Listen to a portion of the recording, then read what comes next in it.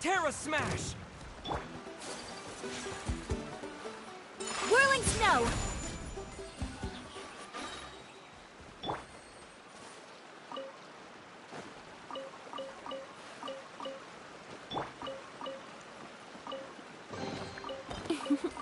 Today is a lucky day.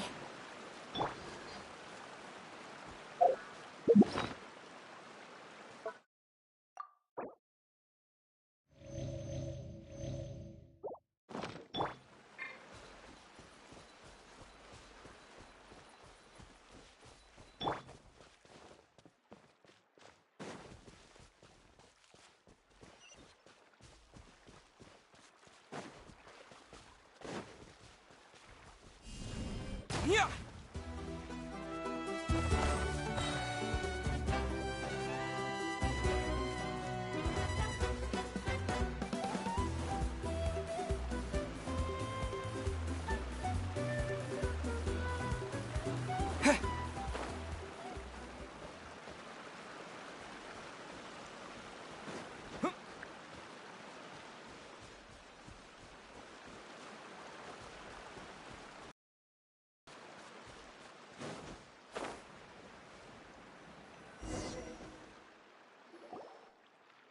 The abyss contamination is back.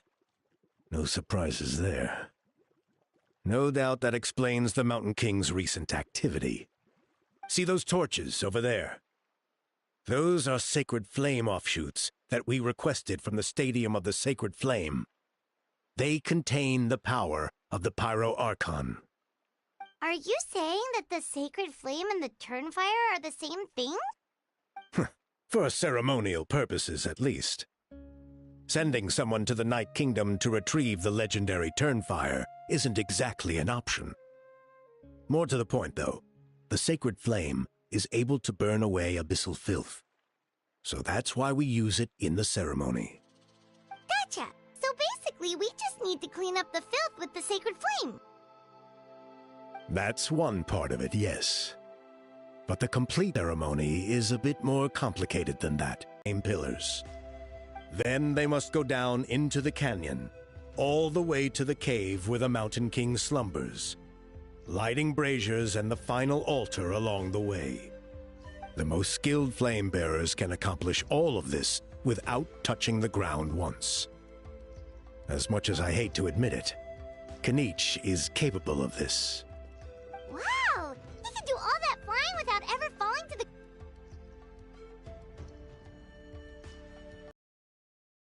Paimon can. It'd be much harder for you guys. Well, don't worry. It's not a requirement of the ceremony. You're allowed to touch the ground. The only thing you're not allowed to do is turn back. The flame bearer must always keep moving forward. You can't skip a pillar, then come back to it after lighting the next one. To do so would be to disrespect our ancestors. So, what actually happens if you do turn back? Surely the fires don't just go out. Well, if you're not careful, you might get burned. What about today, then? Does the same rule apply? Oh, no. Don't worry. Today is just a practice. The order doesn't matter. You just need to take the sacred flame, cleanse the filth, then go light all the braziers. Are you ready? I'll repeat the key points again. Gather the kindling, cleanse the filth, and light all the braziers. I'll wait for you at the end.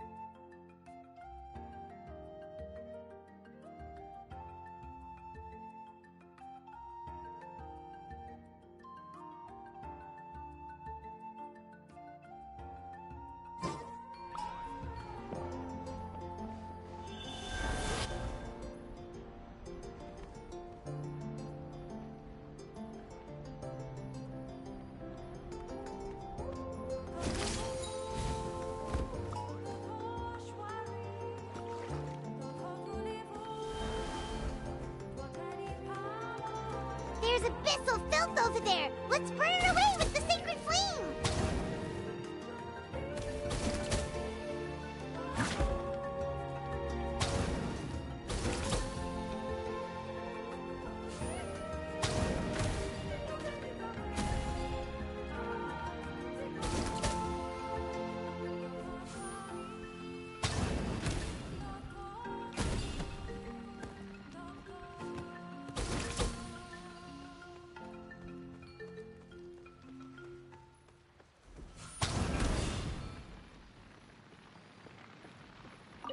Alright, let's use this kindling to complete our mission. There's abyssal filth over there! Let's burn it away with the sacred flame!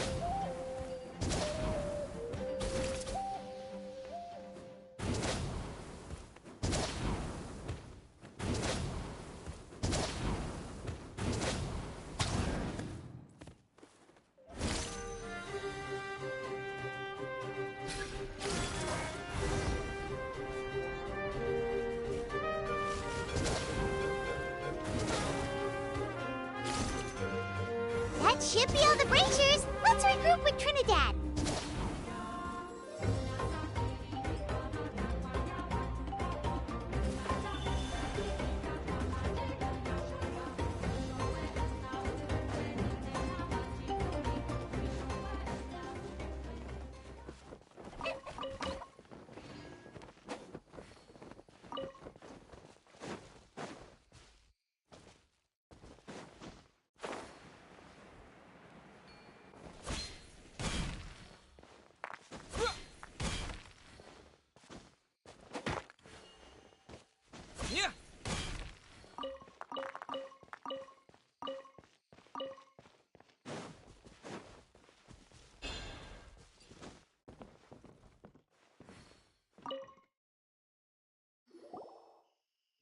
I knew I was right about you.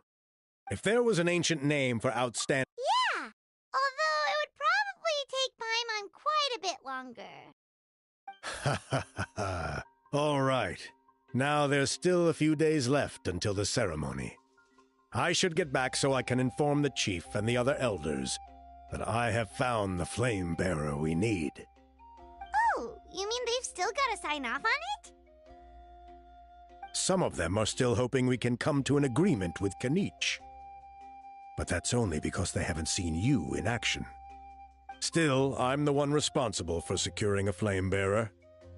And my recommendation is you. Just for Paimon's own peace of mind, are you sure it's not going to be a problem having Outlanders take on such an important role in your ceremony? See that place over there? There was a time long before the age of Burkina and the Mountain King, when we Scions of the Canopy called that our home. After a period of upheaval, our ancestors were forced to move away. Now it has become a place where our youths go to develop courage and kindle a spirit of adventure. If we failed to keep the threat posed by the Mountain King at bay, it might not be long before we have to move again and find a new home. So to answer your question, I think everyone will agree that you are the right choice. Fair enough. Desperate times call for desperate measures. I'll need you to drop by my place at some point before the ceremony, if that's all right. There are still a few final details that we need to discuss. Okay, see you later then. You have my gratitude.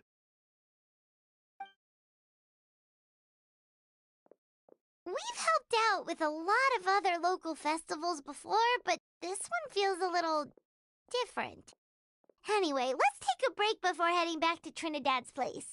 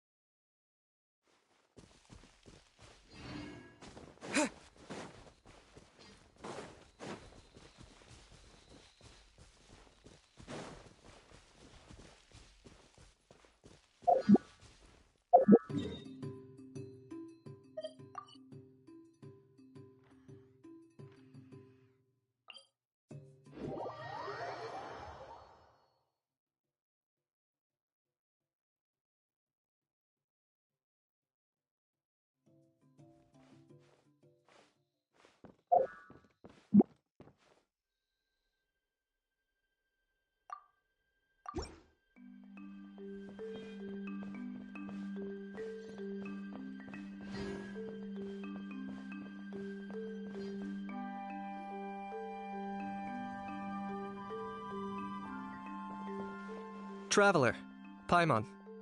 Kanich! Fancy meeting you here. We've actually been looking for you. I'll get straight to the point. I hear you accepted a proposal from Elder Trinidad. Oh, the, Turnfire Knight, you mean. You were still his first choice. It's just... Oh, jeez. It's not what it looks like, promise. Chill, it's cool. I only mention it because there's something you should know. And I suspect Elder Trinidad hasn't been completely forthcoming with you. His true intention is to resolve the Mountain King problem once and for all. Once and for all? You mean this'll be the last Turnfire Knight ever? That's right. He wants to use you to send the Mountain King to the Night Kingdom. To the Night Kingdom? You mean... To his death. Whoa, are you serious right now? You shouldn't go blurting out accusations like that. It could get you in trouble. Too blunt? Okay. I'll phrase it more gently. There is potentially a possibility that Elder Trinidad may be hoping that, during the course of the ceremony, you kill the Mountain King dead. But that's ridiculous!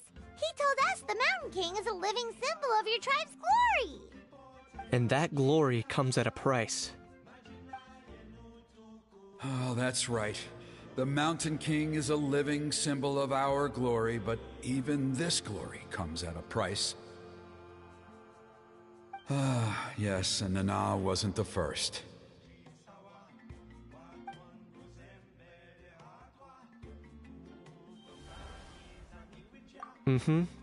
She likely won't be the last to lose her life either. Still, is killing the Mountain King really the only way? It seems so extreme.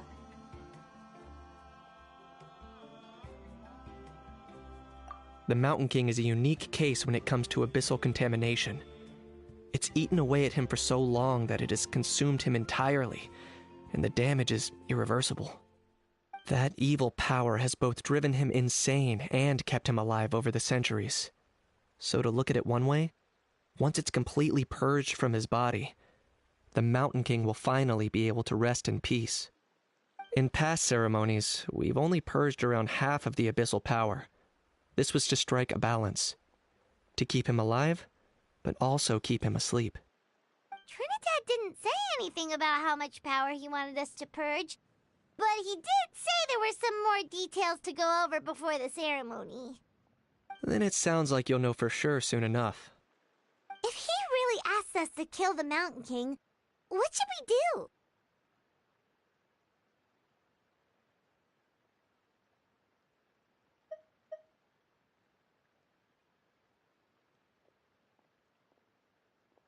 I know this must come as quite a shock, so I suggest you act like you didn't hear anything for now. But would you have time to visit the chief after your meeting with Elder Trinidad? I'd like to make a deal with you. What kind of deal? One that comes at a very reasonable price. I'm sure you have plenty of other questions, but we can talk more. Good. See you soon.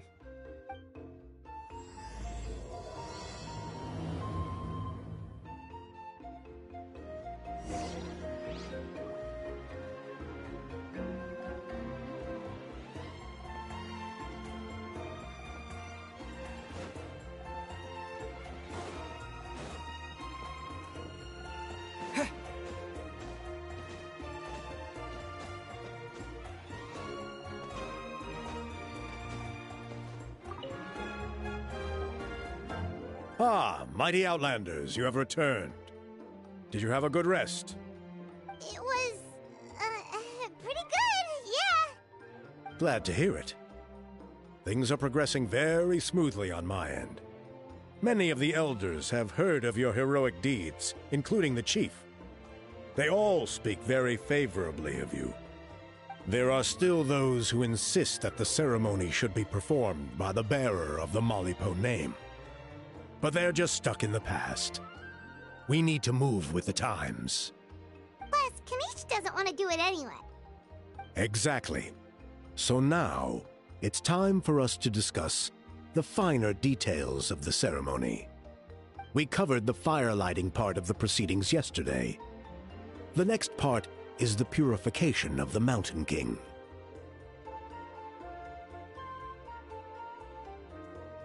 It's quite simple. You just need to use the sacred flame. We've done it plenty of times before, and it's always very routine. I'm sure you won't have any problems.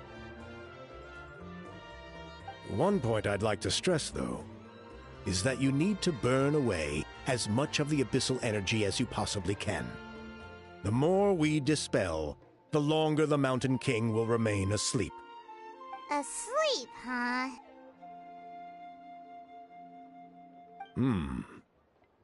Precisely. In previous years, the Flame Bearer has often been unable to dispel a sufficient amount of abyssal energy. That's the only reason why we have to perform the ceremony on a regular basis.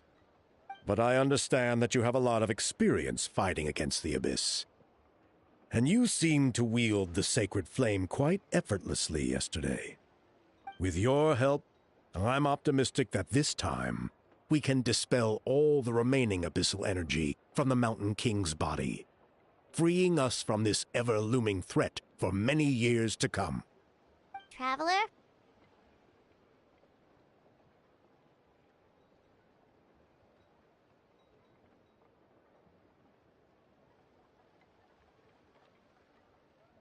So this doesn't faze you at all, huh? You clearly have a lot of confidence in yourself. That's really all you need to know. The ceremony is in 3 days.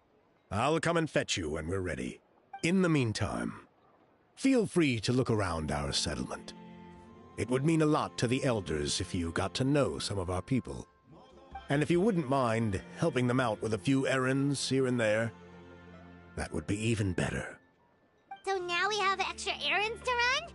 Maybe we should add a little extra to the price. Just a humble suggestion, that's all.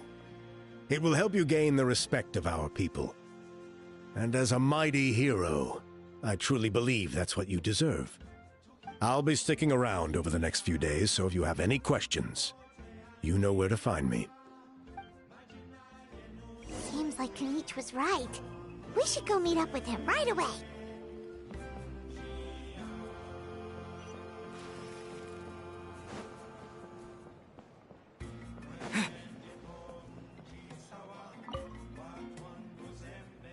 Ah, you're here.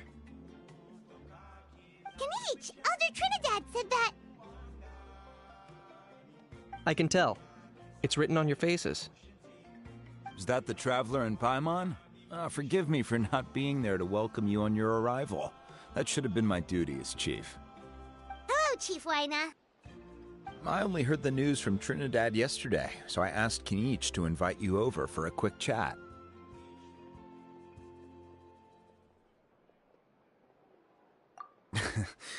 I believe Kenichi has already filled you in, so I'll get straight to the point.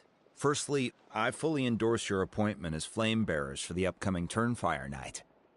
However, I would like to request that you take steps to ensure the Mountain King's safety.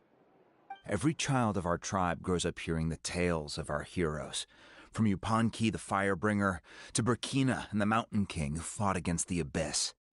This is our history and our heritage, the source of our pride and the center of our faith. To kill the Mountain King would be to destroy our spirit. I would never be able to face our ancestors in the Night Kingdom. Nana's death was a great tragedy, and I do not blame Trinidad for the actions he has taken. Nevertheless, I cannot allow any harm to come to the Mountain King. The very roots of our identity are at stake.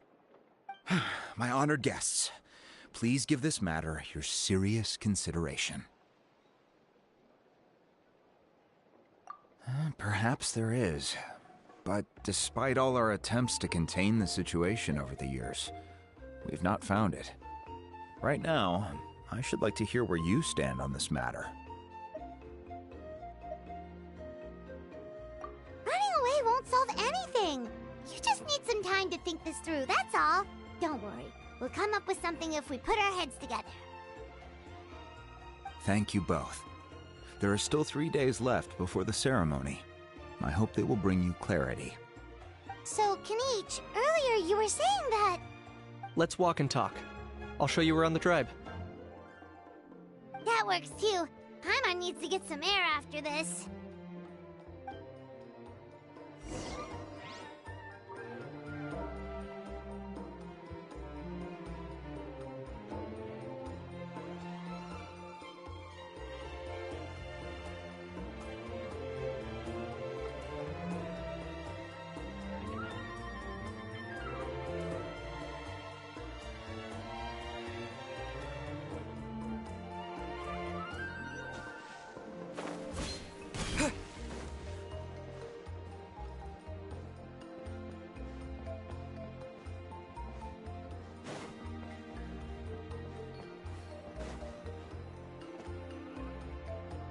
Kenichi, Paimon finally understands why you turned Trinidad down. You knew what he was planning, didn't you? That's why you didn't want to be the flame bearer this time, because it's a double-edged sword. The whole Mora thing was just a sneaky excuse. Double-edged sword is right, but my response wasn't merely an excuse. To solve this exceptional problem, I'm working on it. Really? Well, come on then, let's hear it! In a moment.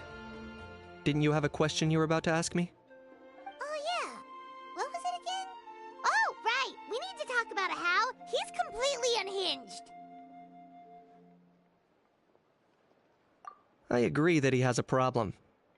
He needs disciplining. So, I hired him a teacher. You got him a teacher? Oh, Paimon would love to see him get scolded for bad behavior. Anyway, moving on. When we ran into a house, he said you two were investigating some abyss thing together. Is that related to the whole... Yes, that's the angle I've been working on. I'm a Saurian hunter, but I occasionally hunt the abyss too. One time, I was pursuing some purple demonic dogs when I accidentally entered a hidden space. I did some research after the fact. Apparently, they're known as beastly rifts, and there are many of them of all different sizes. That's where those purple dogs were coming from. So, if we can locate one of these beastly rifts, clear the monsters out, and move the Mountain King inside, he'd be able to continue living, but without posing a threat to the tribe. Whoa, that sounds kinda crazy. Would it really work? It's not without its risks, of course. There's a lot of unknowns in the equation. For instance, for all we know, a prolonged period inside the rift could make the Mountain King's condition worse. Still, we desperately need something like this, even just as a temporary measure. You've seen the conflict the issue is causing in our tribe for yourselves, and believe me, it's been a long time coming. The chief is adamant about keeping the Mountain King alive, whatever happens. Paimon can understand. It's less about the Mountain King and more about preserving your culture and heritage. Yes, but on the flip side, you've got people like Elder Trinidad, who is more concerned about protecting the people he cares about now, and he has every right to take that view. It's one thing to try and preserve the last remnants of a glorious past, but making your kin pay the price for it? No one can seriously tell them that's a fair trade. You're right. There's no easy answers here. Let's leave that to one side for a moment and assume we go with your plan. How do you actually intend to find one of these beastly rifts? Because at least in our experience, the dogs open the rifts when they want to attack us, not the other way around. I think I know a way. You have any better ideas? Not at the moment, but it just feels like using the power of the Abyss for our own ends. After all, the Abyss is what turned the Mountain King into a monster in the first place. People are gonna think you've lost your marbles. If it doesn't end well, then that's the price we pay. Everything in the world comes at a price. Even when Yupanqui the Firebringer stole the Turnfire, it cost him dearly. The Mountain King's erratic outbursts have brought tensions within the tribe to a boiling point. Unless this gets resolved quickly, everyone will be stuck in a stalemate. All right. So what's this deal you wanted to make with us? We're hardly experts on exploiting abyssal power. All I need you to do is keep people away from me. I'm getting harassed on a daily basis by people trying to convince me to be the flame bearer. I can't afford to waste all my energy dealing with them. If you help me out, there'll be a gift for you in return. Ooh, what kind of gift? Something well worth your while, I'd say. Just keep doing what you've been doing. Ingratiate yourself with the tribe's people, so everyone comes to terms with the fact that we have a new flame bearer. That way I won't have an endless stream of people coming to beg me to join the ceremony, and I can focus on finding a way to summon the beastly rift. Then, when the day of the ceremony comes, we'll move the Mountain King into his new home. Still sounds pretty crazy. Even for a daredevil like you, that's dangerous. And even if it works, what if neither Chief Wyna nor Elder Trinidad are happy with it? Have you thought about what you'd do then? At least the two of them would finally be on the same side of the issue, leaving only me on the opposing side. The tribe needs leaders like them far more than a Saurian hunter for hire like me.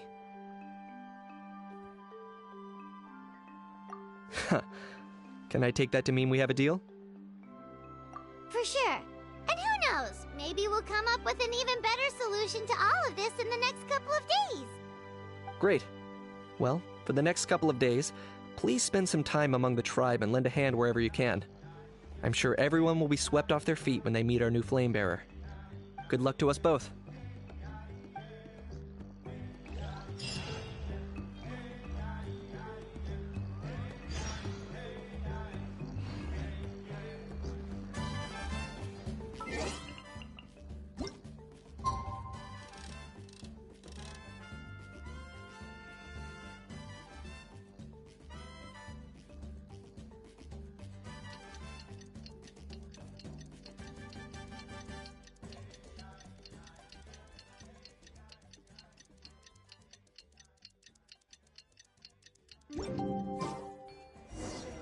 Okay, task for the day. Meet the tribespeople and take some heat off of Kenichi's back.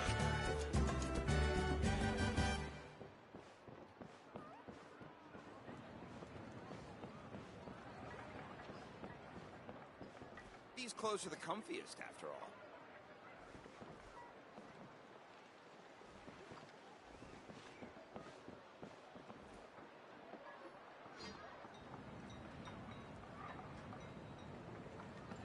Hoonie, how can you call the Mountain King a monster? Because he hurt a lot of people, and look what happened to Nana. But it wasn't on purpose. The Mountain King is sick, that's all. He's been hurt by the Abyss. That's true, but the fact remains that he's now a threat to all of us. How can you be so harsh to someone who's sick? If you don't take back what you just said, I don't know if we can carry on being friends. Toba, Hoonie, what's wrong? Hoonie's saying nasty things about the Mountain King. It's not right. He's our hero. Once upon a time, maybe, but not anymore. Yesterday, maybe, but not anymore. Toba? Fine. I guess my dad is right. Things change, and you just have to accept it and move forward. As of today, our friendship is over. There's no going back. Oh, come on, cut it out, you two. We have some great news to tell you. The Traveler is gonna be the flame bearer for the next Turnfire night. He's gonna do a beautiful ceremony and cure the Mountain King's illness for good. What? Really? So that's what my dad wanted to talk to you about? To be fair, from what we saw the other day, you are pretty good at climbing cliffs. Probably just as good as Kenich. Wait, speaking of Kenich, where even is that guy? Oh yeah, good question. Is he not coming to the ceremony anymore? We can get him to come, but if he catches you two fighting again, he won't be happy. He'll be sure to give you both a piece of his mind. Oh, we can't let that happen. I've never even spoken to him before. I can't afford to make such a bad first impression. I didn't mean to argue with Toba. All I said was that the Mountain King has done some pretty bad things. He was the one who turned it into a fight.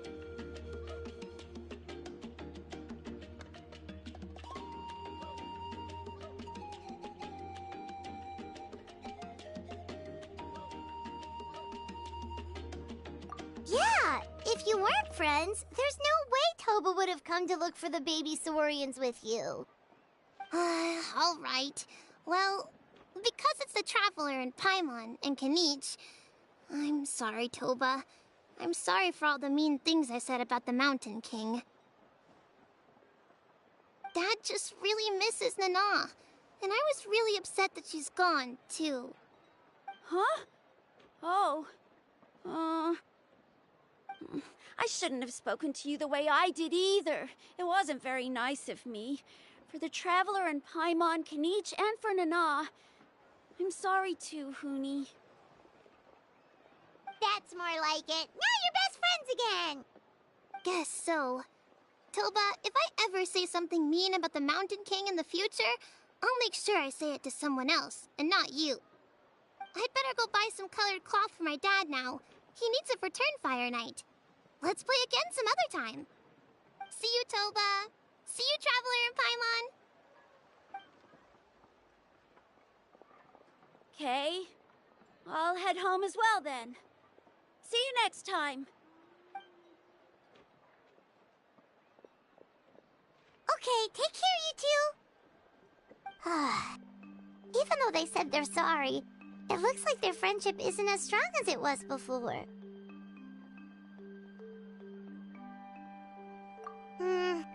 Let's just hope we can solve this once and for all. Come on, let's move on.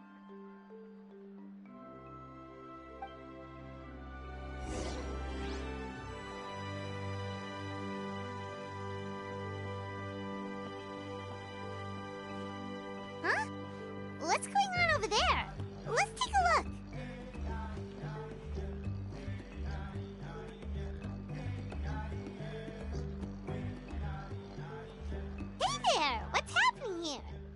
A rehearsal for the Turnfire Night dance.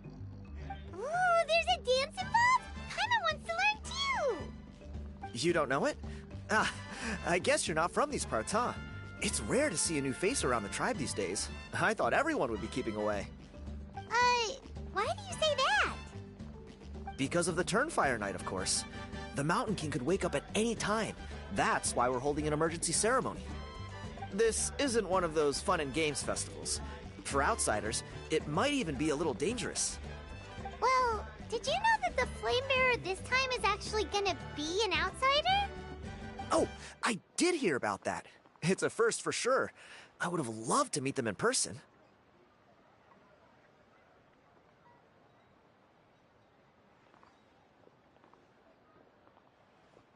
What? Oh, it's you? Man, oh man. Well, this is a nice surprise. It's funny, I was just thinking that I'll probably miss out on meeting the new Flamebearer since I'm not taking part this time around. Then suddenly, there you are.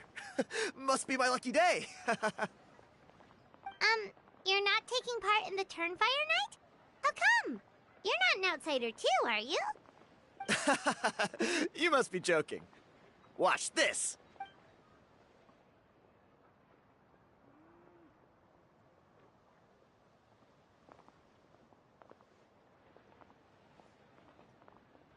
Not bad, right?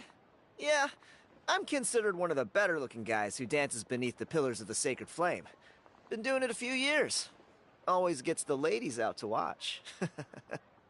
Oh, very impressive. So why'd you quit? Well, I feel like the whole Mountain King situation is getting more and more precarious. It's just not safe here anymore. One of our elders' Saurian companions even lost her life not long ago. The question is, what are we going to do about this in the long term? But our leaders don't have any answers for us. They're probably too busy fighting about it amongst themselves. The way things are going, it's only a matter of time before it gets violent. So I figured, you know what? Now's as good a time as any to get away for a little while. Go do some exploring. You look a little disappointed. Disappointed? Nah, it's a great opportunity to go see the world. As every male scion of the canopy knows, wherever you are and wherever you go, the only way is forwards. We take pride in that. I won't forget my roots. I managed to get in touch with the Saurian Relics Association. They gave me a simple test. Find a decent quality relic, and they'll make me a member. What's the Saurian Relics Association? You've never heard of it? It's a group of amateur history enthusiasts who do research on the ancient Saurian era. They're all about collecting relics and remnants from that age. Speaking of which, the guy who was Flamebearer before you, I've heard that his Saurian buddy comes from that time. A how? A how's a relic from an ancient Saurian civilization? Oh, yeah, him. So you know those two already, huh? Then do you know how they met? It was deep inside some mysterious ruin, and they signed a contract there. The association folks say that the kind of contract usually comes with a huge hidden cost. Really? That sounds ominous. Who knows? But if it's true, Kinich can probably handle it. He knows what he's doing with weighing up contracts and costs and stuff. I doubt he'd make a contract that doesn't benefit him. Strangely enough, I actually happened upon a strange mural a while back, and it looked to me like it was depicting a Saurian and a human involved in some kind of Saurian-era contract ritual. Oh, does that count as a relic then? You bet it does. I was all ready to go take a picture of it and use it as my entry ticket to the association. But after all the abyssal activity recently, I heard that area's been overrun by monsters. The best laid plans, huh? I'll just have to wait and see if things improve. Or... you look like you know your way around a fight. I don't suppose there's any chance you'd be able to help? If all you need to get is a picture, that should be pretty achievable, right? The Traveler deals with monsters all the time. It's a piece of cake. Wait, you're seriously gonna help me out? Come on, it's no big deal. Compared to some of the things we've been roped into before, this is nothing. Pyro Archon above, you two have hearts of gold, you know that? You're the kind of people who could dive into the Turnfire deep in the bowels of the Night Kingdom and it wouldn't burn a single hair off your head.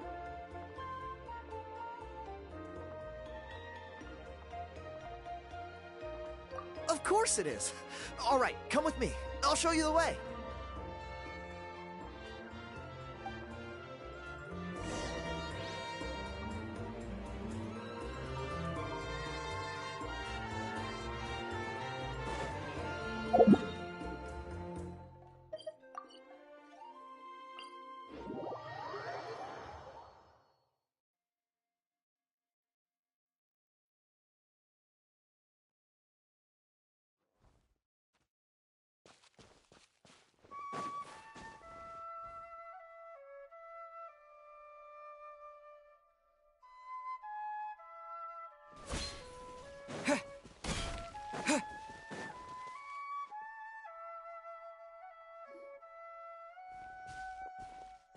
There it is. It's inside these ruins. As you can see, the place is crawling with monsters. Alrighty then. Stay back and take cover, Tiago. This could get dangerous. We'll take care of him. Great minds think alike. I'm not about to cramp your style.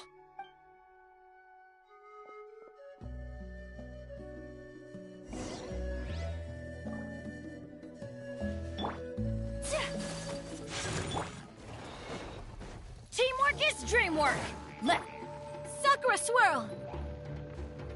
Higher, pyre, pants on fire!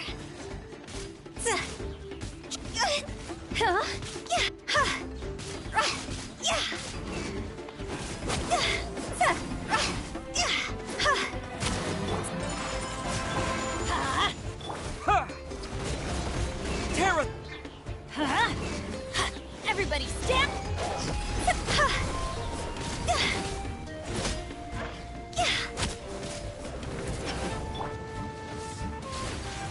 My opponent!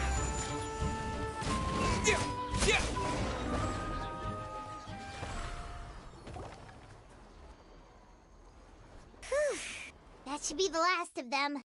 It's a good thing Tiago had the sense to stay in his hiding place, or things could have gotten really hairy for him.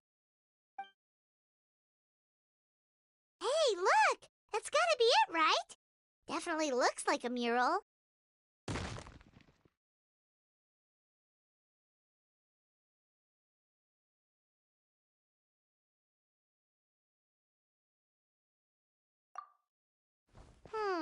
True.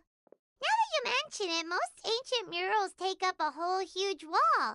This looks more like someone with a paintbrush got bored and started doodling. It does match the story he told us, though. There's a Saurian and a human. So, is that supposed to be what an ancient contract ritual looked like? Whatever. We're not here to decipher it. Just photograph it.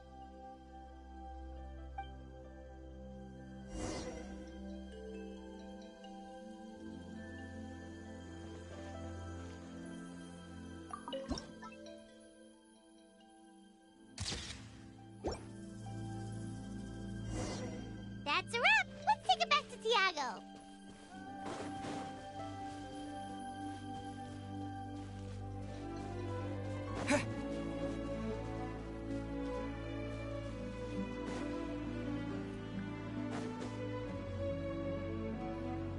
You've been robbed? Oh, Ponche. And I thought my luck was bad. I put blood, sweat, and tears into that, and now I've got nothing to show for it. Some gap-toothed goon stole it from me.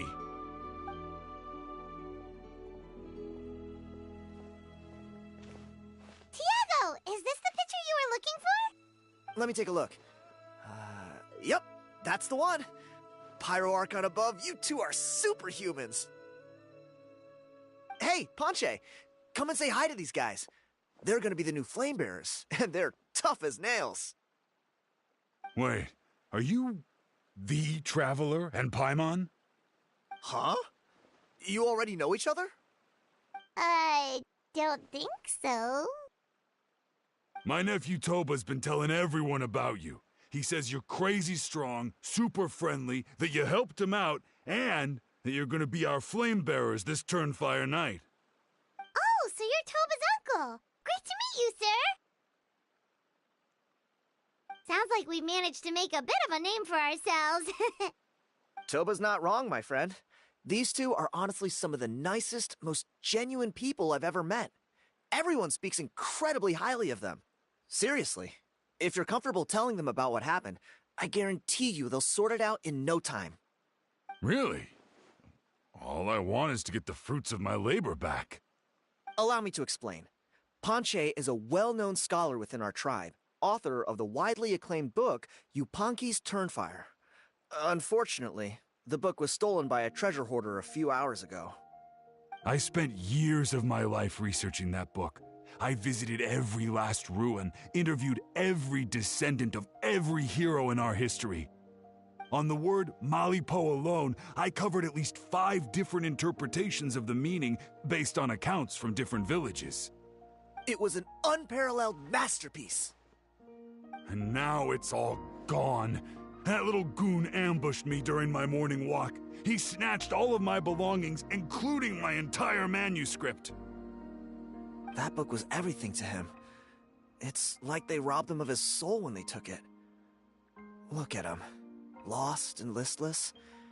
He's a Dear honored guests of our clan, I am but a helpless old student. If only for Toba and Tiago's sake, please help me, I beg of you. See what I mean, Ponche? Now you've run into these two, your luck's about to change, big time. I don't know if he's still there, but come on, I'll take you.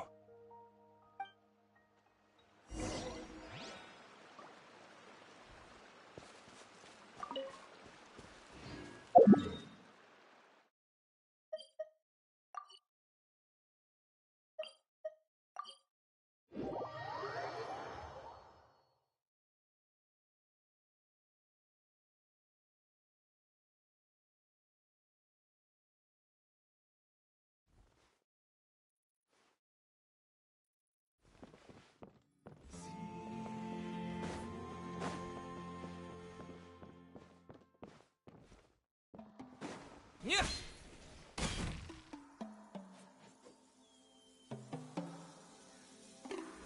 Hey! You thieving rat! Give me my things back! What do you want now, you old bum? God, you're a waste of space. Prepare to get shoved butt first into a tree hollow. Oh, what's this? Brought a little bodyguard with you, huh? All right, let's see what you've got. Watch this! Eat dirt, suckers!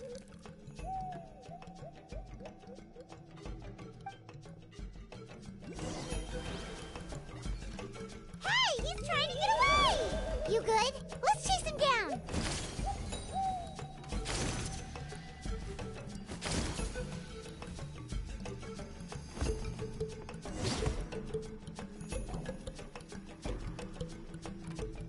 Stop, please! By all the warriors, heroes, gods, and kings, I can't run any longer! Please, I don't have your stuff anymore. Have mercy! Oh yeah? Well, where is it then? I threw it away! You threw it away? The old bum's bag didn't have a single mora in it! Just a tatty old book, worn out pens, and some old rags. All that time lying in wait was for nothing. I was so mad, I just threw all of it away. Is that really the truth? Okay then, where did you throw it away? The same place you found me. Look, I swear on the Pyro Archon it's the truth. May all my worldly possessions be turned to ash by Turnfire if I'm lying. Okay, that's a pretty strong oath. What do we do now? It sounds like he's telling the truth. Right. Let's hope nobody gets to the book before we do. We'll never get it back then.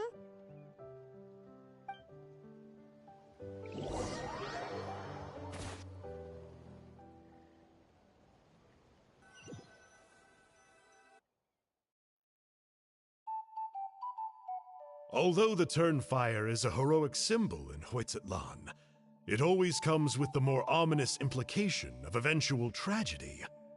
This holds true for all bearers of this ancient name in recorded history. Each one of them died of non-natural causes, as if the specter of the Turnfire was always lurking in the background. This appears to suggest the existence of some higher power that is always watching the name-bearer, examining their actions, and eventually demanding payment in return. None can escape this payment, unless, perhaps, they could honestly swear by Turnfire to never make a single mistake in their entire life. Yuponki's Turnfire. What an incredible work on ancient name philology. I can't believe it was just lying there for me to take. Let me see, the author is Ponche. Nice. A gentleman and a scholar. Silence, book muncher. The great Kahula will suffer your droning voice no longer. Do you truly find no joy at all in perusing such rich historical records? Joy? What joy is there in this pointless drivel? Well, it makes a pretty shocking prediction. Every bearer of the ancient name Malipo eventually meets a grisly end. Maybe that's the price you pay for the name that means price? What? You're saying Kenichi will die a violent death? So I'll finally get to take over his body? When will that glorious day arrive? The great Kahula demands to know! Wow, you are just irredeemable, aren't you? An agent of chaos down to the core. You make us Abyss Order folks look like saints in comparison. Silence, maggot! To presume that anyone compares your kind with the great Kahula is sheer vanity. And if that day ever comes, oh, your doom will soon follow. You don't need to lecture me about Doomsday. Here's what I know, based on countless historical texts. All civilizations will be reduced to rubble by the passage of time. From ancient kingdoms, to heavenly thrones, to worlds beyond, there are no exceptions. But from the ruins of every civilization, the dust will rise and never settle, thus transcending the confines of time.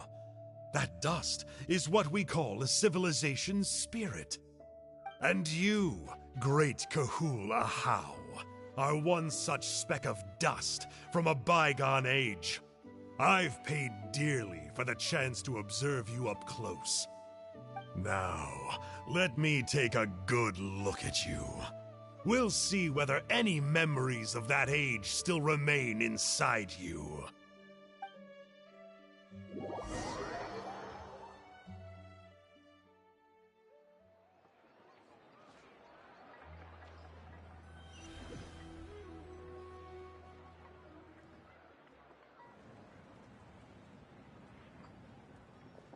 We're so sorry, Mr. Ponche, but we couldn't find your manuscript anywhere. Does that mean all of my hard work was for nothing? You gotta stay positive, Ponche. You might have lost the book, but the brains behind it are still intact. Surely you remember the main points at least? The whole reason I worked so hard to get it finished before the Turnfire night is because I hoped that maybe it might help us find a way through these trying times. But now...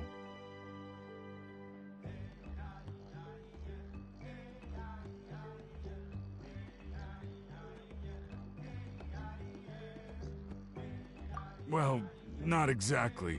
But I thought my research might at least be a starting point. Oh, really? So what did you find out in your research? I think the key to all of this lies in the power of Malipo. Ponche, you know as well as anyone that ancient names don't hold any real power. Symbolic power doesn't count. You're right, but Malipo may be a special case. Given that it first arose in the era of the first Pyro Archon, it might contain remnants of Shibalanke's power. Yeah, I remember that story. My grandpa told it to me when I was a little kid. Maybe you're the special case. Most kids stop believing in that stuff by your age. I'm not talking about childhood superstitions here. There is evidence. Like what? Like the fact that the Mountain King is still alive. Everyone attributes that to the power of the Abyss. But there's more to it than that. The key factor is that Burkina summoned the power of Malipo at the cost of his own life. If you don't believe me, then answer me this. How many other creatures can you think of who lived longer, not shorter, after being contaminated by the Abyss? Traveler, different situation but similar idea. Doesn't this remind— So, I came to the conclusion that Malipo must refer to some mysterious ritual involving a tit-for-tat exchange. It began with the first Pyro Archon, fell with the Grand Alliance, then was buried in the Night Kingdom. And now, it awaits the call of its new bearer. Hey. Sorry to interrupt, Ponche, but you seem to be getting a little overexcited. I'm sorry. I was originally planning on presenting my findings to Kinich. I'd hoped he would be attending the upcoming ceremony. Sounds to me like you dreamed up one fanciful theory to support another. Kinich, what are you doing here? I more or less finished what I was doing, so I came to have a quick catch-up. Now a good time? Kinich! I'm onto something. I haven't worked out all the details, but you have to attend the Turnfire Night. So Mr. Ponche here has done a lot of research on the history of the Turnfire, and thinks he might have found a way for you to solve the problem. I'll be there, Ponche. Let's go.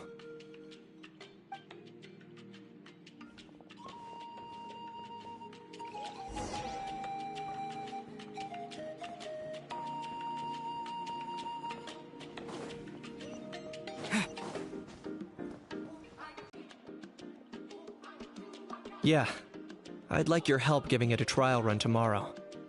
If that works, he hasn't worked out the details yet. We need a more practical solution with concrete steps to follow.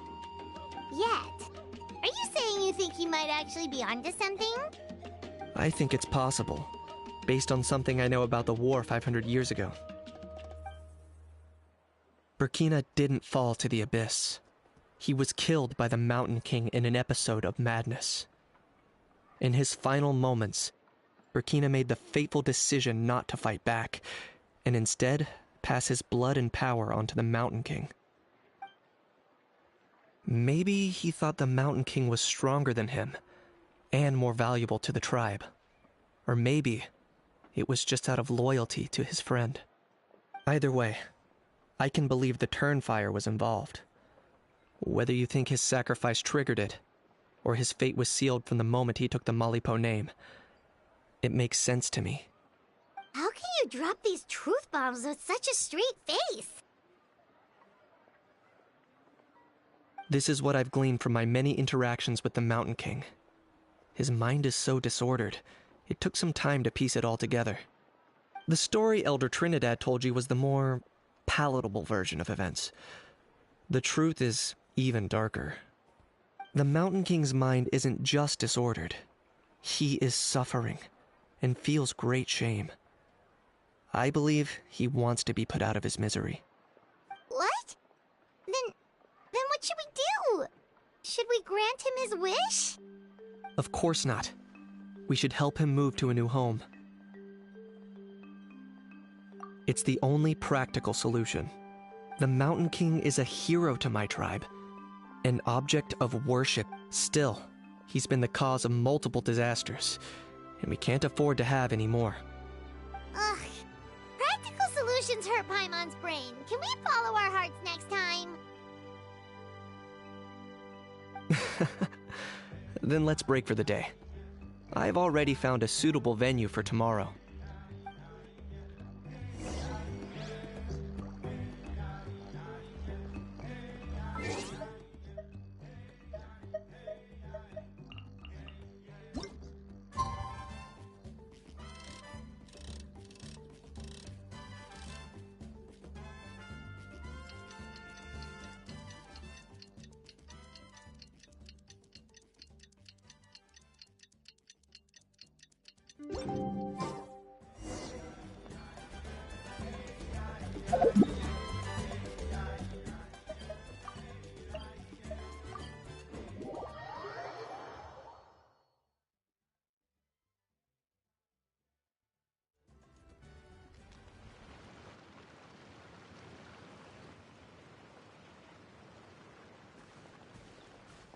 You're here.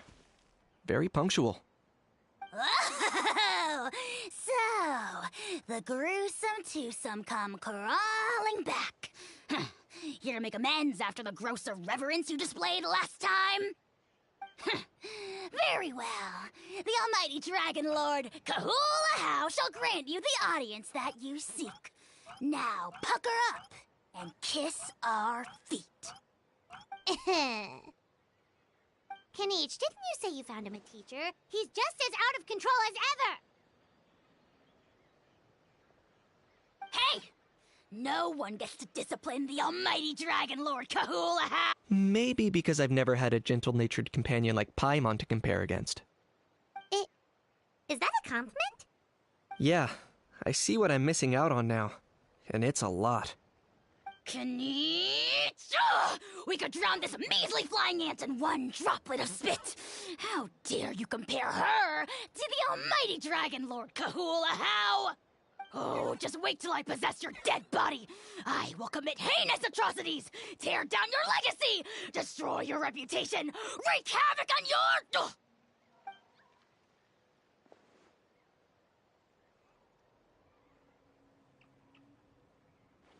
Traveler, Paimon, let's get down to business. Once we've opened the beastly rift, you're welcome to toss a How in there for a couple days. With pleasure. You don't need to ask twice. Check it out. I got my hands on this device in a trade. It's meant as bait, but it'll also stabilize the abyssal energy. The Rift Hounds will tear through space to get this. Once they're here, we take them out and claim the rift for ourselves. You'll find out soon enough. First, let's try this out.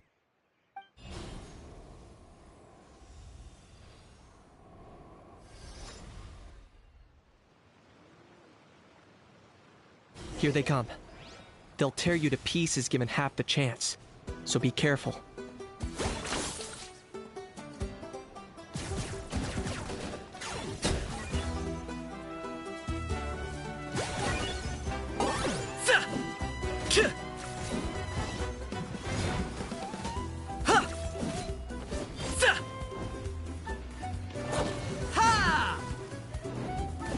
I got him cornered.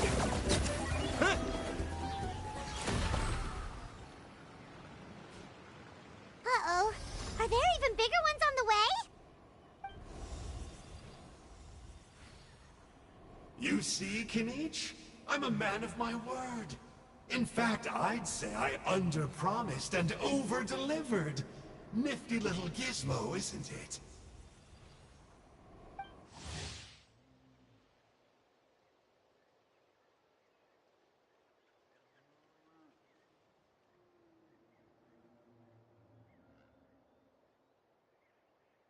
I take it this is your true form.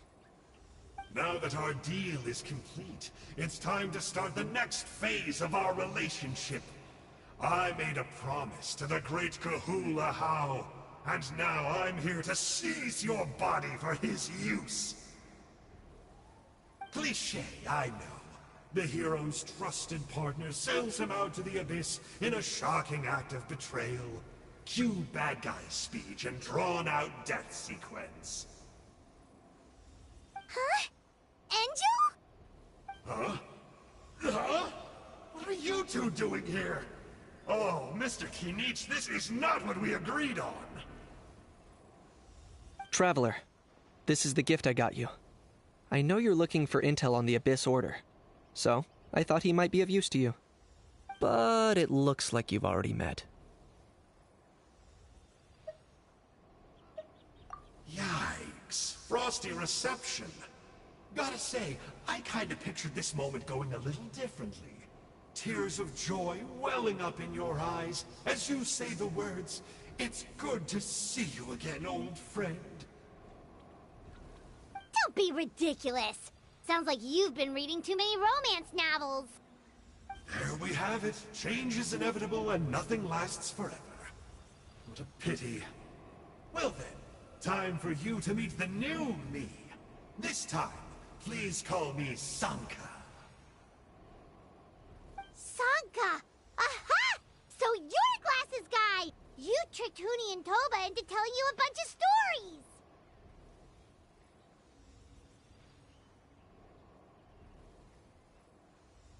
What does it matter? A name is a super... That would explain a lot. Why else would you show up here and start acting like a wise guy? You looking for a fight? I'll pass. I do rather like you, as I've said before. But my one quibble is that you really don't know your own strength.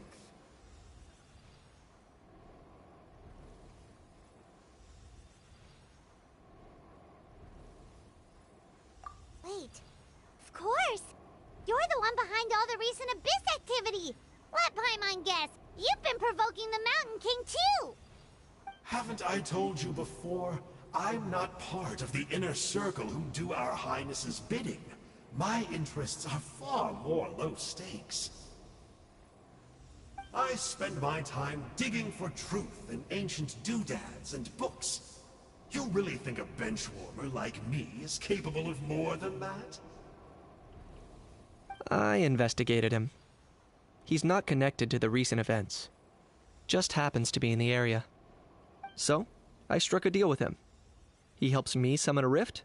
I allow him to do some historical research. But that's all over. And now Kinich wants to hand me over to you. Well, I was hoping this would be an opportune moment to whisk away his body. That would have given me some more time to study the great Kahula How. But now I've run into you, which is just my luck. Or maybe I've incited the wrath of the Turnfire, and this is the price I have to pay. But I don't understand. What did I do wrong? Wait, does that count? Let me think. How? You are the worst of the worst! Colluding with the Abyss Order against Kinich? How could you betray your partner? There is no betrayal. The almighty Dragon Lord Kahula How is a partner to no one. Don't worry. I told him to act as bait. Yes, and you should have picked a bigger fish. The Abyss Order? Ha! What a joke. Not even a match for our lowly servant. I put up with this toad's croaking for days, and it was all for nothing. It looks like your disciplinary measures have been less than effective, Mr. Enjo.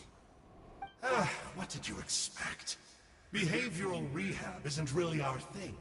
Otherwise, we might as well change our name from the Abyss Order to the Abyss Boarding School. The abysmal disorder would suit you better. Kanish! Dispose of him! He is of no further use to us! Traveler?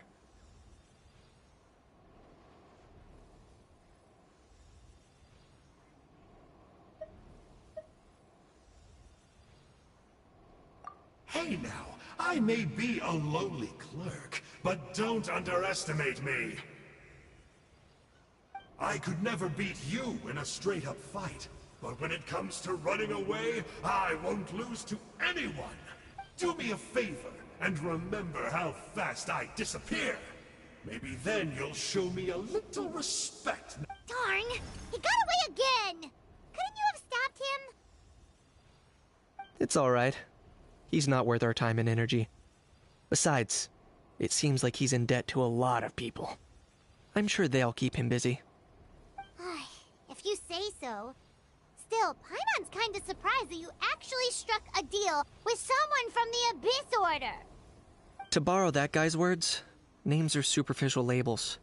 Whether you call it the Abyss Order or anything else, it's a broad generalization at best. Think of it like apples that have fallen from a tree. If you tasted each one, you'd find that they're all at different stages of ripening. Even the unripe fruit blown off its branch before it's fully grown can still be brewed into a fine wine. Everything has its use. Huh. Well, in that specific sense, maybe Enjo's not such a bad apple. Not rotten to the core, at least. Of course!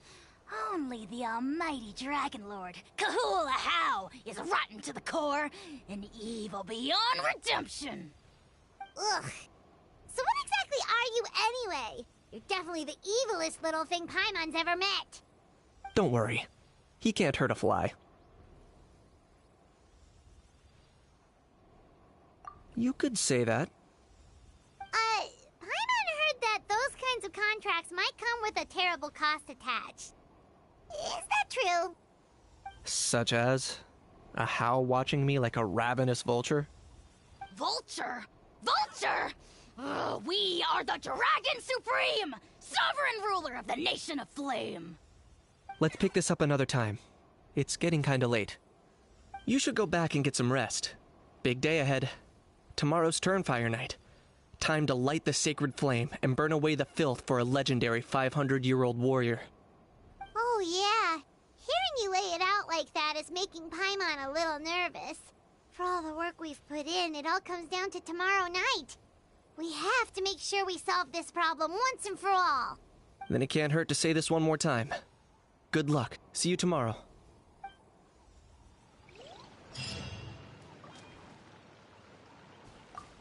What happened to getting some rest? How's piqued your interest, huh? It's true that he's a relic from an earlier Saurian age, but since we're bound to each other by a contract, you can see him as my companion for now. I know he can be awful, but don't worry. That's a key part of the contract. Ahau has to obey my orders and lend me his power for as long as I live. And after I die, Ahau gets control of my body. That's the price. Crazy, isn't it? That was probably the first time I really appreciated what it meant to pay a price. Then, once I signed the contract, I received the ancient name, Malipo. But that's a whole other story. We can get into it another time, if you're interested. What happened to getting some rest? You're cautious, like me. I get it. But don't worry. Like I said, I investigated, and I'm confident he has nothing to do with the Mountain King situation. Before he got tangled up with us, he was looking into the Mare Javari. That's another major part of Natlan's history.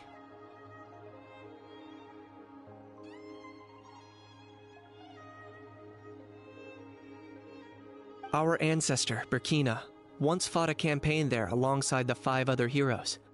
But it's not such an easy place to get to these days. That's about all I know, though. I have yet to take a job that involves the Mare Javari.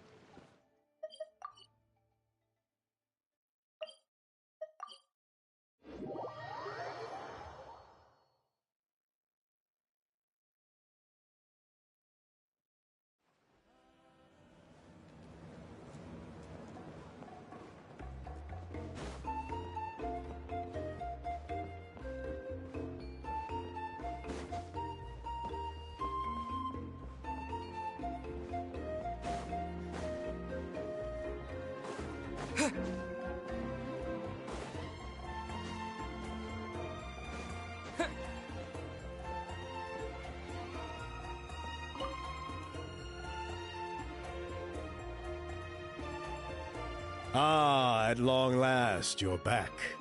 I hear that you've done much for our people these last few days. Everyone has nothing but praise for you. Many young people have heard the rumors too. They're all eager to meet our new flame bearer.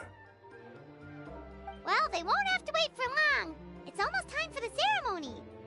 We really hope we can resolve the Mountain King situation quickly and smoothly. Seems like a lot of people have been worrying about it, huh? Haha, well, it's nearly time. So, if you're ready, then follow me to the ceremony site.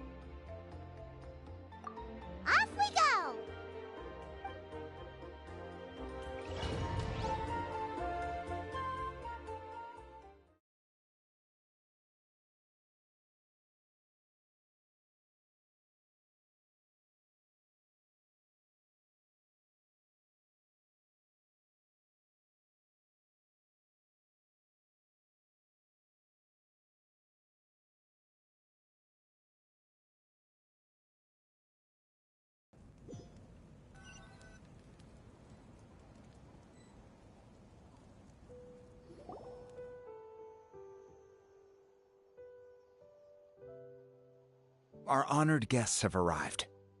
I have heard much about your fine work over the past few days. I hope you'll allow us to thank you properly after tonight's ceremony. Don't worry about it. Getting this huge venue ready must have been a huge task. No need to make extra work for yourselves on our account. If it means getting the Mountain King issue resolved, no cost is too great to bear. A resolution will come in due course, but every great fire starts as a tiny spark. We must take it one step at a time. No one would disagree with you if that were possible, Chief. But it's been far too long since we've seen a real step forward. Look around you. Can't you see how our numbers have dwindled since the last Turnfire night? The ceremony was arranged on short notice. Many are away from home and could not make it back in time. That may be so, but still... Good evening, Traveler and Paimon. Kinich! Not a moment too soon. Chief Wayna, Elder Trinidad, could you give us a minute? I'd like to give the Traveler a few pointers as the previous Flamebearer. Very well, but make it quick. Let me know when you're done and we will begin the ceremony. Let's step to the side. Has anyone gone over the key steps of the ceremony with you yet? Yeah, Elder Trinidad did, but, Paimon seems to have forgotten them? What a surprise! The flying ant has an ant-sized brain. If you don't want your tongue to be burned off by the sacred flame tonight, I suggest you stay quiet. See those sacred flame pillars? Once you've lit the fire, go light each one up in turn. Once that's done, head down into the cave where the Mountain King slumbers. Light the braziers along the way, then bring the flame to the final altar. That sounds simple enough. The process isn't complicated, but remember, you mustn't turn back at any point.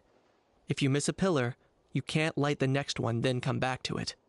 You have to keep moving forward, or it's seen as disrespecting our ancestors. If that happens, you won't receive the blessing of the Turnfire, and you'll have to start over. I made you a diagram that summarizes the steps. Take a look.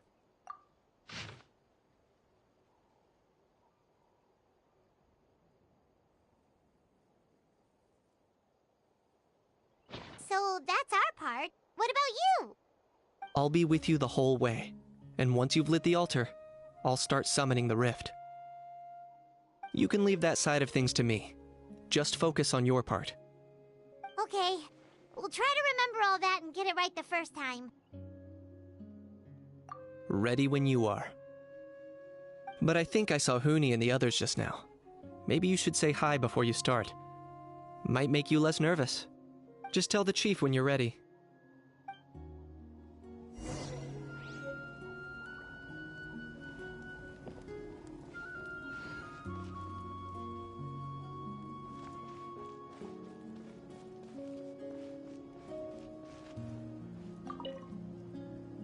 Mr. Traveler, you look so cool today! You're gonna make sure the Mountain King never threatens us again, right? I believe in you. I'll be cheering you on the whole time.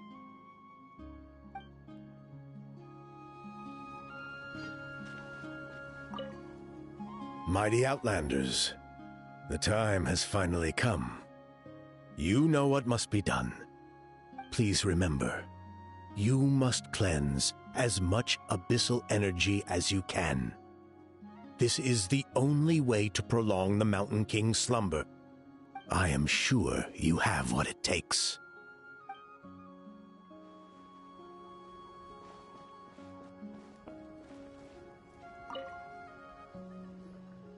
How are you doing? Is all in order?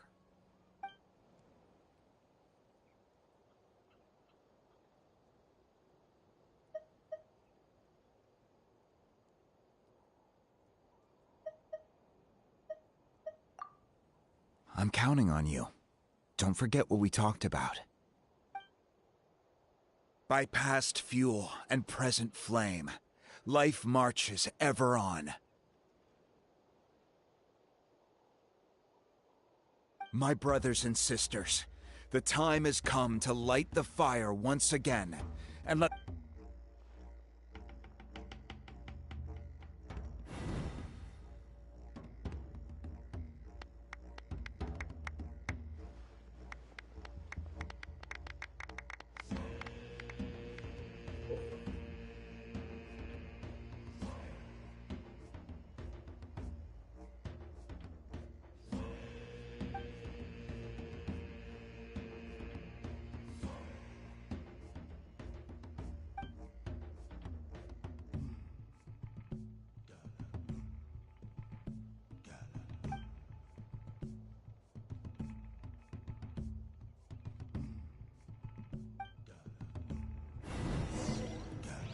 go get the sacred flame.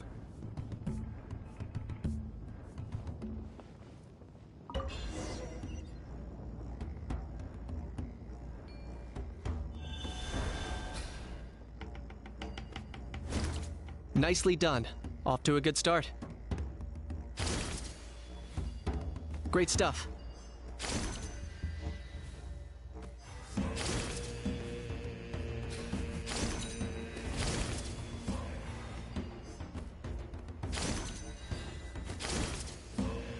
You're over halfway. Keep it up.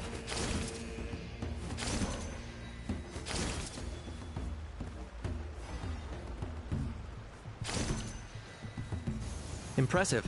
Just one more to go. Come on. One last push. The final sacred flame pillar is up ahead.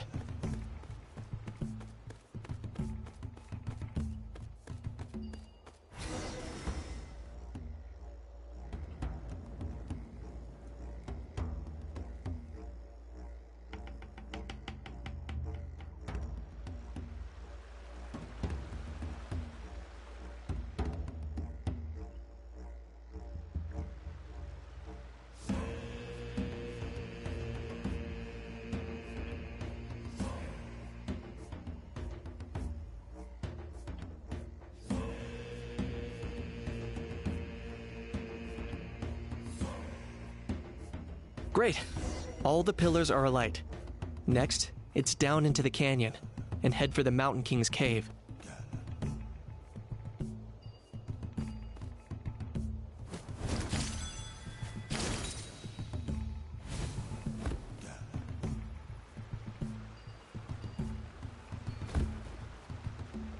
Almost there.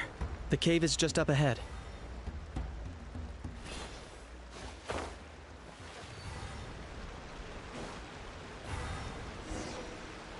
The Abyss presence is growing strong.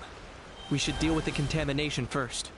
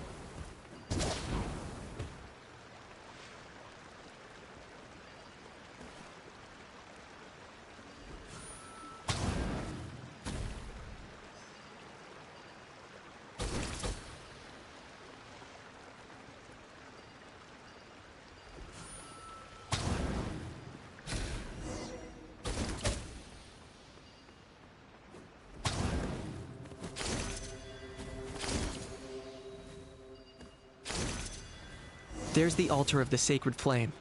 Remember, light up the torches around it first.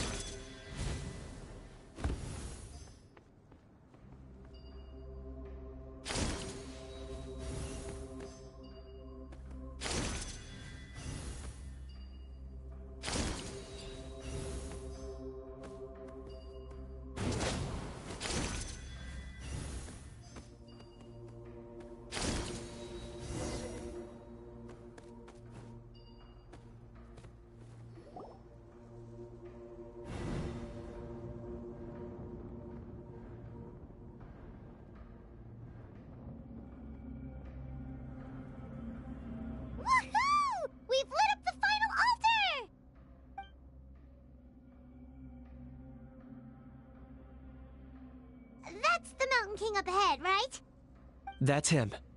Kongamato, king of the Yumkasaurs from 500 years ago. He's very powerful. Paimon can tell. He is huge. Let's tread carefully. We don't want to wake him up. You've made it at last. You did even better than I expected. Traveler, now comes the final and most important step of the ceremony. Please use the power of the sacred flame to cleanse the Mountain King of abyssal filth. There's no need this time.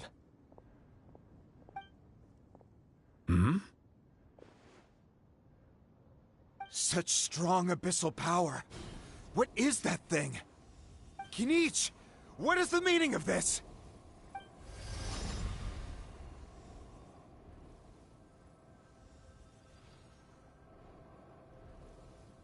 Is that a beastly rift? Chief Wayna, Elder Trinidad, this is about to get a little dangerous. You should step back. What do you think you're doing? Solving the Mountain King issue.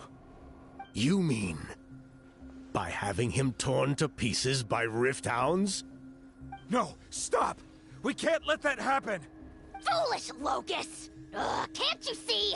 We're trying to shove your Locust King into the beastly rift! But... I'm sorry, Chief Wayna and Elder Trinidad. This is the only way. Can you promise me that no harm will come to the Mountain King? I can't guarantee it, but I'm fairly confident. Traveler, this is not what we agreed on. You must cleanse the Mountain King of every last trace of abyssal contamination.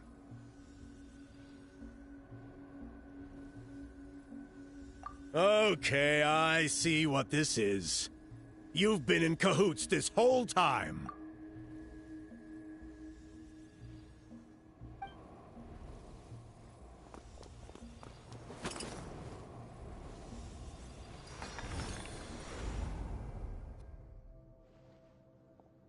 You imbecile! What have you done?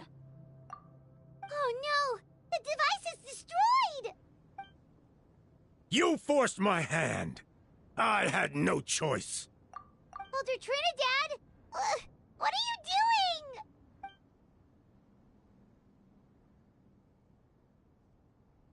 No! The Mountain King is waking up!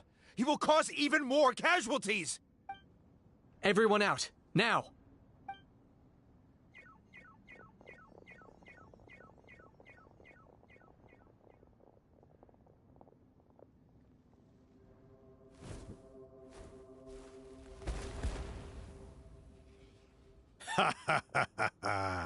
It seems there is only one way to awaken you all from your willful blindness.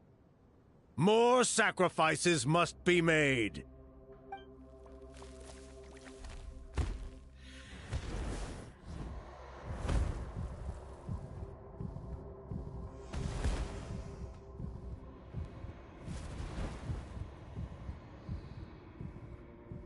Take me, O Mountain King! Take me as your next sacrifice!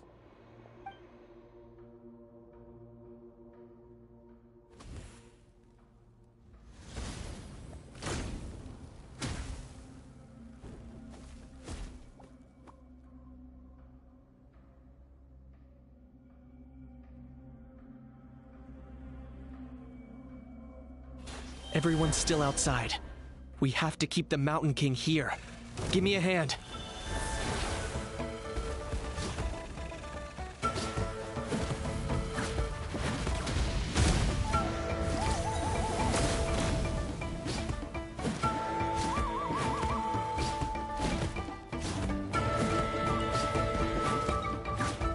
Watch out for the fruits he's spitting out. I can use those against him. Yeah, that's it.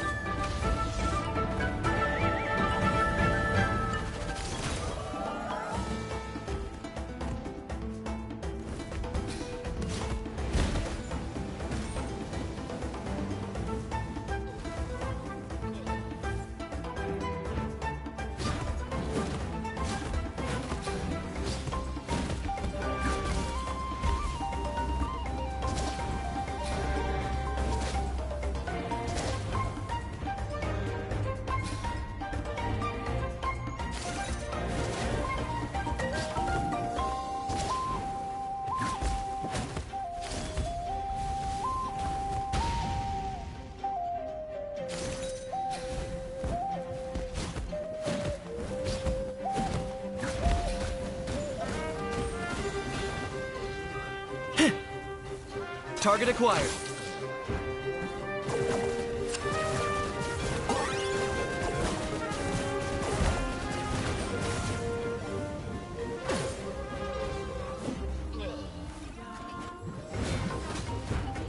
Yeah!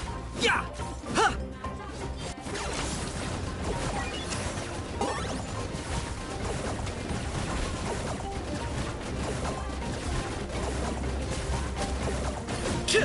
Yeah! Huh? Yeah! Yeah!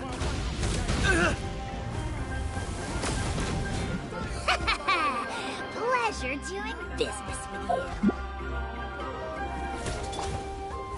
Take flight. I'm going in. Cross over. See?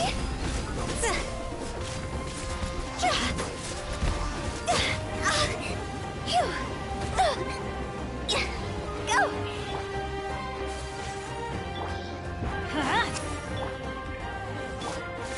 Embrace the ice. My opponent.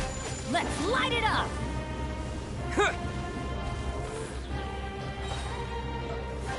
Quake!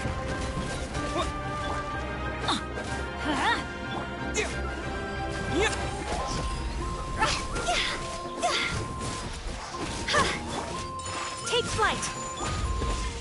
Terra smash! Let's light it up. Teamwork.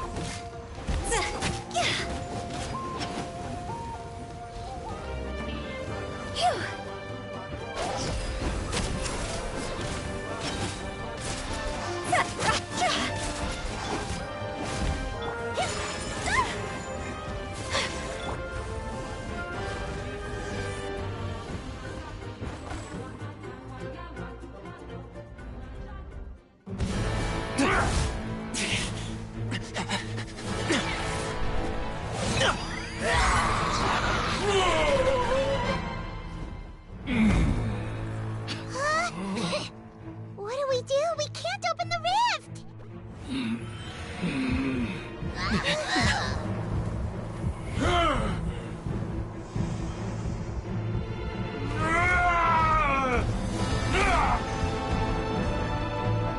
Kill me! Put an end to White's shame!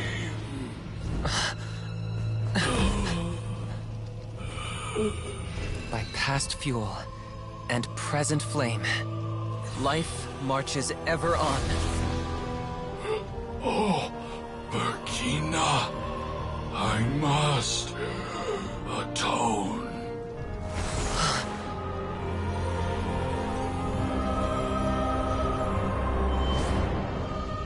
Patience. We will answer to the fire for all our deeds. Even if one day I fall behind, never look back. Keep moving forward, as we are now.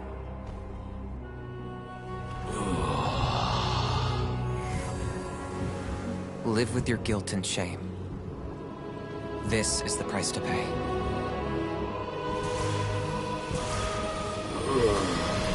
Heir to the Turnfire, please use my ruined vessel to train the heroes of the future.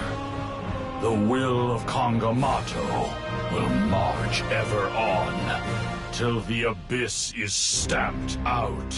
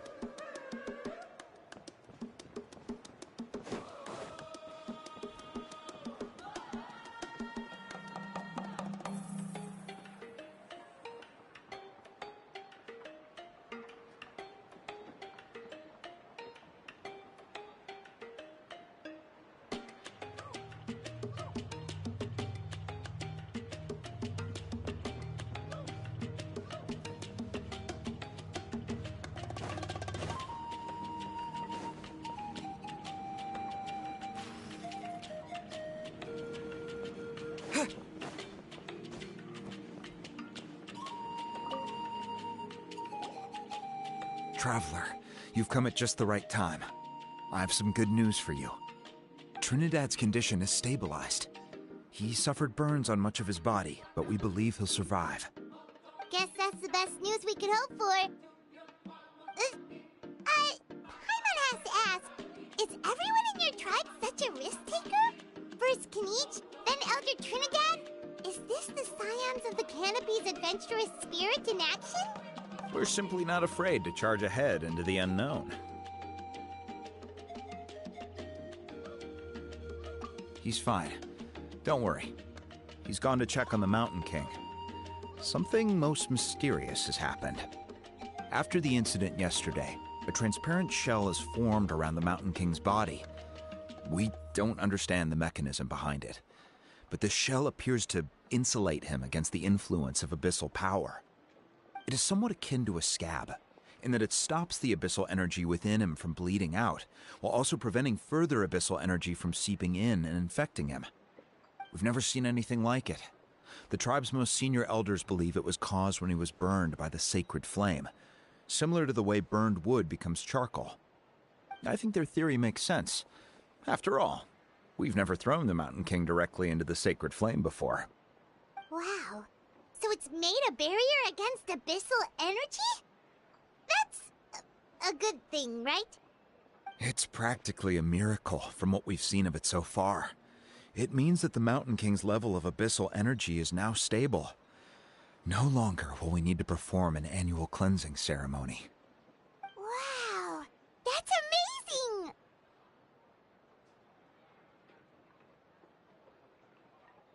I know what you're thinking. The young people in the tribe are already speculating that yesterday's ceremony was a Turnfire night like none other in our history. Because you and Kinich, you summoned the very flame that appears in our ancient legends. A great transparent ball of fire.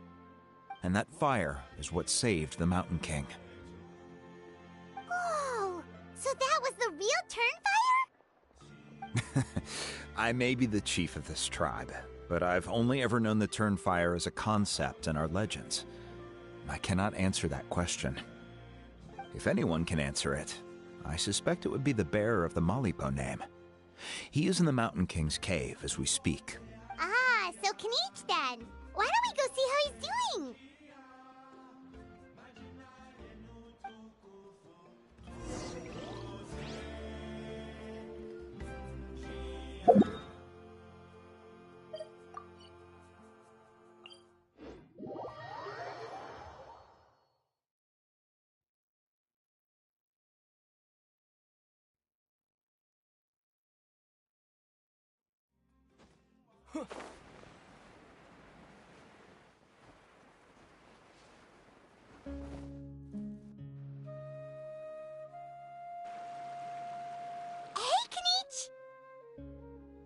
Hey yourselves. You two doing okay after yesterday? We were gonna ask you the same question. You scared Paimon half to death when you rushed into the fire. Sorry. I couldn't just stand and watch the Mountain King get burned alive. So you thought you'd try and extinguish the sacred flame with Dendro? Or is that an attempt to make the almighty Dragon Lord Kahulahau die of laughter?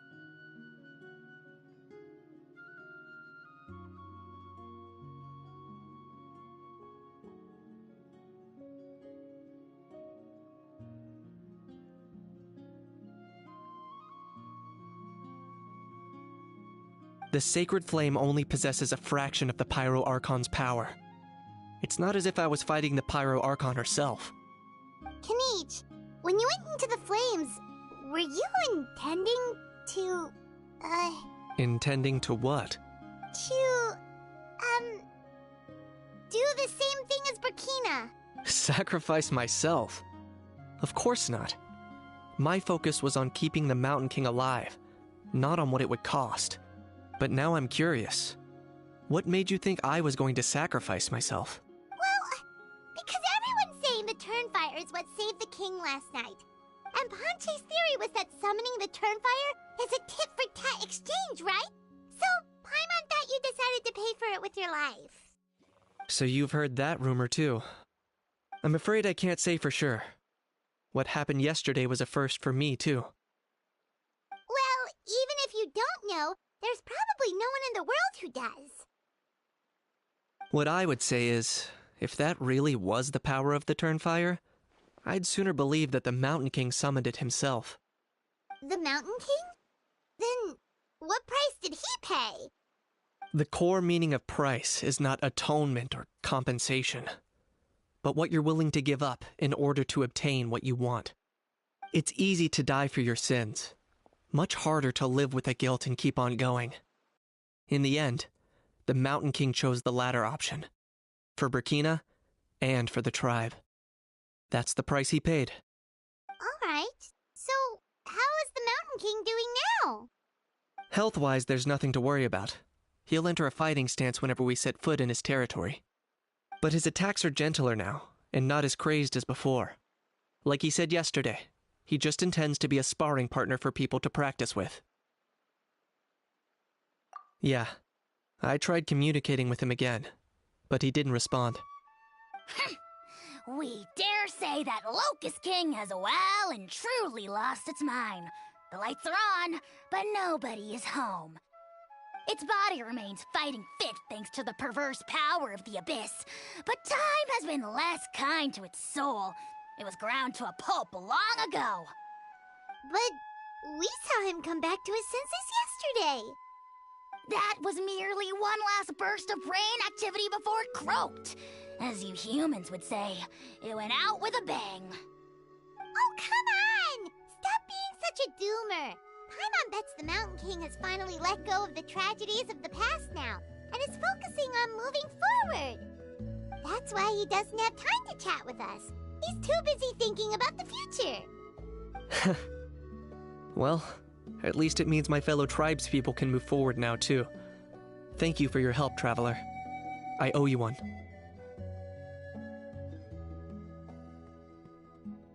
Yeah, that's right. You caught Enjo for us, remember? But he ended up being completely useless. It's not a fair trade if you lost out. That's on him. It's not your fault he's useless. Besides, we're friends now. You don't know us anything. Friends? But your friendship is an even more valuable gift. I can't in good conscience accept it for free.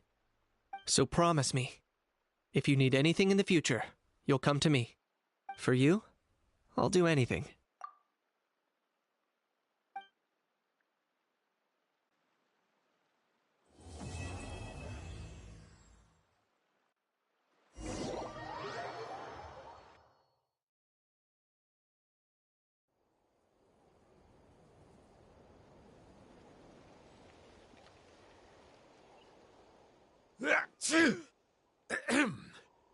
So, in the end, only poor little Huni got the sad ending? Yeah, everyone's happy except me. First Nana, then my dad. Why does everyone in my family have to suffer? Huni, it'll be okay. Your dad will get better soon. Toba, you're my friend, so I shouldn't say this to your face. But it was all the Mountain King's fault. Huh?